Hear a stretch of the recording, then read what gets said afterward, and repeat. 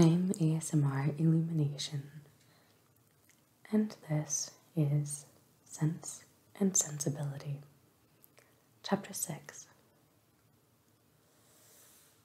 The first part of their journey was performed into melancholy a disposition to be otherwise than tedious and unpleasant. But as they drew towards the end of it, their interest in the appearance of a country which they were to inhabit overcame their dejection, and a view of Barton Valley as they entered it gave them cheerfulness. It was a pleasant, fertile spot, well wooded and rich in pasture. After winding along it for more than a mile, they reached their own house. A small green court was the whole of its demesne in front, and a neat wicket gate admitted them into it. As a house, Barton Cottage, though small, was comfortable and compact. But as a cottage, it was defective, for the building was regular. The roof was tiled, the window shutters were not painted green, nor were the walls covered with honeysuckles. A narrow passage led directly through the house into the garden behind. On each side of the entrance was a sitting room about 16 feet square, and beyond them were the offices and the stairs. 4 bedrooms and 2 garrets formed the rest of the house. It had not been built many years and was in good repair. In comparison of Norland, it was poor and small indeed. But the tears which recollection called forth as they entered the house were soon dried away. They were cheered by the joy of the servants on their arrival, and each, for the sake of the others, resolved to appear happy. It was very early in September. The season was fine, and from first seeing the place under the advantage of good weather, they received an impression in its favor, which was of material service in recommending it to their lasting approbation. The situation of the house was good. High hills rose immediately behind, and at no great distance on each side, some of which were open downs, the others cultivated and woody. The village of Barton was chiefly on one of these hills, and formed a pleasant view from the cottage windows. The prospect in front was more extensive.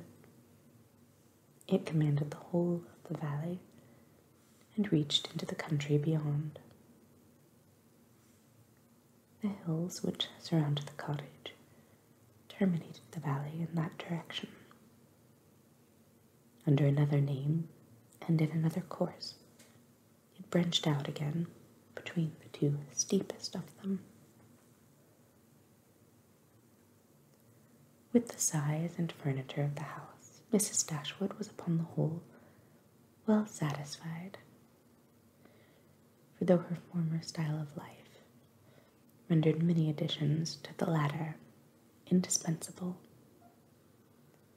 yet to add and improve was a delight to her, and she had at this time ready money enough to supply all that was wanted of greater elegance to the apartments. As for the house itself, to be sure, she said, it is too small for our family, but we will make ourselves tolerably comfortable for the present, as it is too late in the year for improvements. Perhaps in the spring, if I have plenty of money, as I dare say I shall, we think about building. These parlors are both too small for such parties of our friends I hope to see often collected here. And I have some thoughts of throwing the passage into one of them, with perhaps a part of the other, and so leave the remainder of that other for an entrance. This, with a new drawing room which may be easily added, and a bedchamber and a garret above, will make it a very snug little cottage. I could wish the stairs were handsome, but one must not expect everything, though I suppose it would be no difficult matter to widen them. I shall see how much I am beforehand with the world in the spring, and we will plan our improvements accordingly. In the meantime, till all these alterations could be made from the savings of an income of 500 a year by a woman who never saved in her life, they were wise enough to be contented with the house as it was. And each of them was busy in arranging their particular concerns, and endeavoring, by placing around them their books and other possessions, to form themselves a home. Marianne's pianoforte was unpacked and properly disposed of, and Eleanor's drawings were affixed to the walls of their sitting room. In such employments as these they were interrupted soon after breakfast the next day by the entrance of their landlord, who called to welcome them to Barton, and to offer them every accommodation from his own house and garden, in which theirs might, at present, be deficient. Sir John Middleton was a good-looking man, about 40.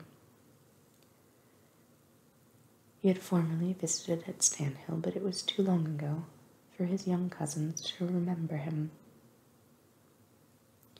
His countenance was thoroughly good-humoured, and his manners were as friendly as the style of his letter. Their arrival seemed to afford him real satisfaction, and their comfort to be an object of real solicitude to him. He said much of his earnest desire of their living in the most sociable terms with his family, and pressed them so cordially to dine at Barton Park every day till they were better settled at home, that, though his entreaties were carried to a point of perseverance beyond civility, they could not give offence. His kindness was not confined to words, for within an hour after he left them a large basket full of garden stuff and fruit arrived from the park, which was followed before the end of the day by a present of game. He insisted, moreover, on conveying all their letters to and from the post for them, and would not be denied the satisfaction of sending them his newspaper every day. Lady Middleton had sent a very civil message by him, denoting her intention of waiting on Mrs. Dashwood as soon as she could be assured that her visit would be no inconvenience. And as this message was answered by an invitation equally polite, her ladyship was introduced to them the next day. They were, of course, very anxious to see a person on whom so much of their comfort at Barton must depend, and the elegance of her appearance was favourable to their wishes. Lady Middleton was not more than 6 or 7 and 20. Her face was handsome, her figure tall and striking, and her address graceful. Her manners had all the elegance which her husband's wanted, but they would have been improved by some share of his frankness and warmth. And her visit was long enough to detract something from their first admiration by showing that though perfectly well-bred, she was reserved, cold, and had nothing to say for herself beyond the most commonplace inquiry or remark.